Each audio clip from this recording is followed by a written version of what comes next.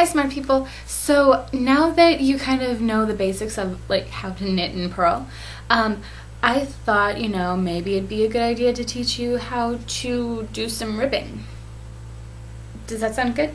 This will be a really, really quick video because it's really very basic and it already, like, you know how to do the stitches. So, yeah, I'm just going to show you that real quick and then I will leave, I guess. So, oh, by the way, if you like this video, make sure to hit subscribe right up here, okay? And then you can also check out my blog at allyknowseverything.blogspot.com, and there will be a link below. And that's all I have. Okay, so let's get into it. Okay, so I've already cast on 16 stitches and moved my needle over to my left hand. We're going to knit 2 stitches. And then we're going to purl 2 stitches.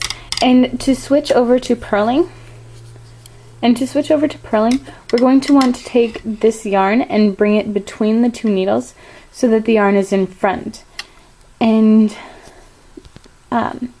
you have to do this or you'll kind of mess everything up. And so then when we're done with the purling, we're going to have to go right back and go back to the knitting. Okay, so I'm sure you're kind of wondering, well, why do you have to do that? Well, if you tried to just kind of leave it back here and purl, I'll show you what happens.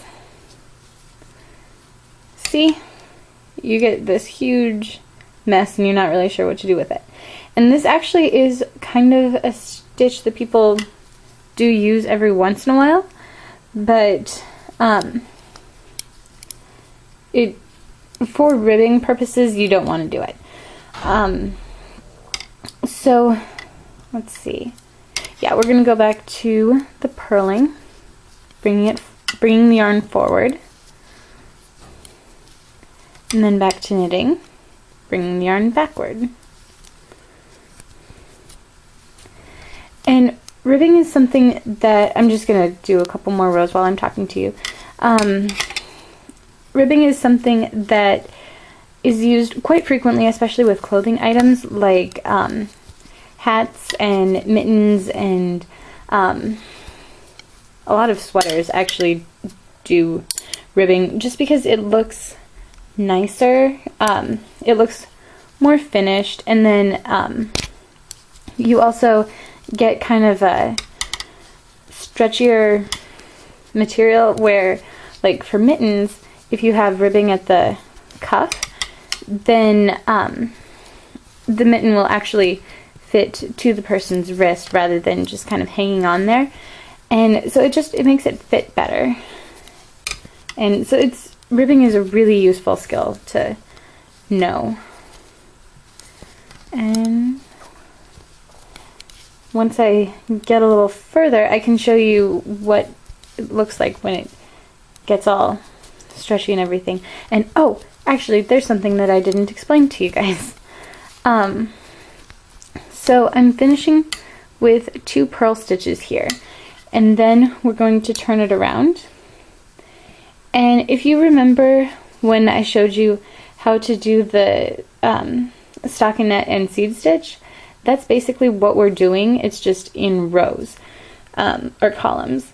So with this one, we ended on a purl, so this time we're going to knit. And the same thing for this one. The last things we did were, the last time we worked these stitches, we knit. So this time we're going to purl. So does this make sense? And make sure to realize that, when you knit a stitch, you do get this kind of a pattern, this V shape, and then if you purl, then you get this kind of bump or seed shape. And this really helps you, like, once you kind of realize that this pattern exists, it makes ribbing and purling, or ribbing, a lot easier, and just patterns in general. So yeah, that's an important thing to notice. And the reason that, like, okay, for this one, we purled this last time, right? So the reason it looks like this rather than a bump, though, is that a purl stitch is really the opposite of a knit stitch. So it puts the knit stitch on this side. Does that make sense? So if we keep going here, you can kind of see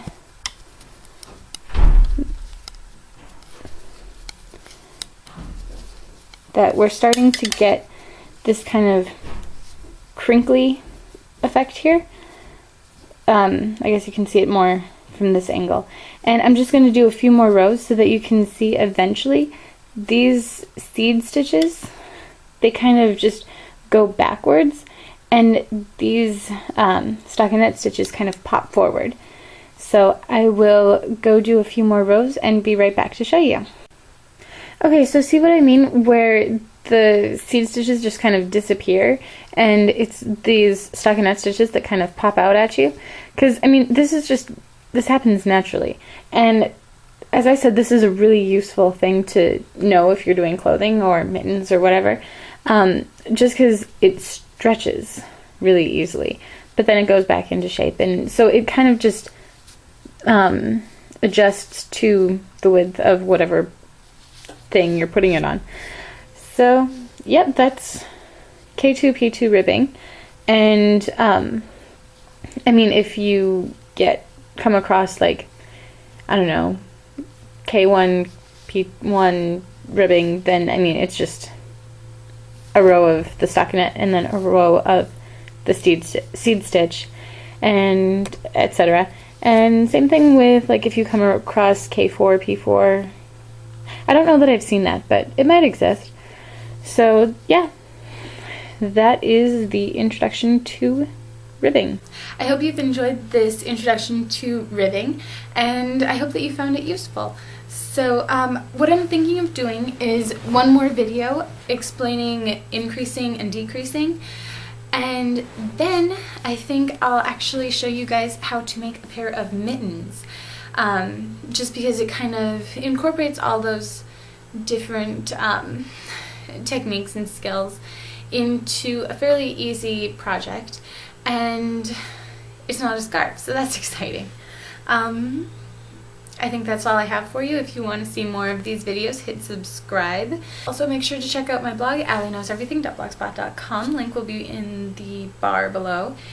And that's it. Until next time, stay smart.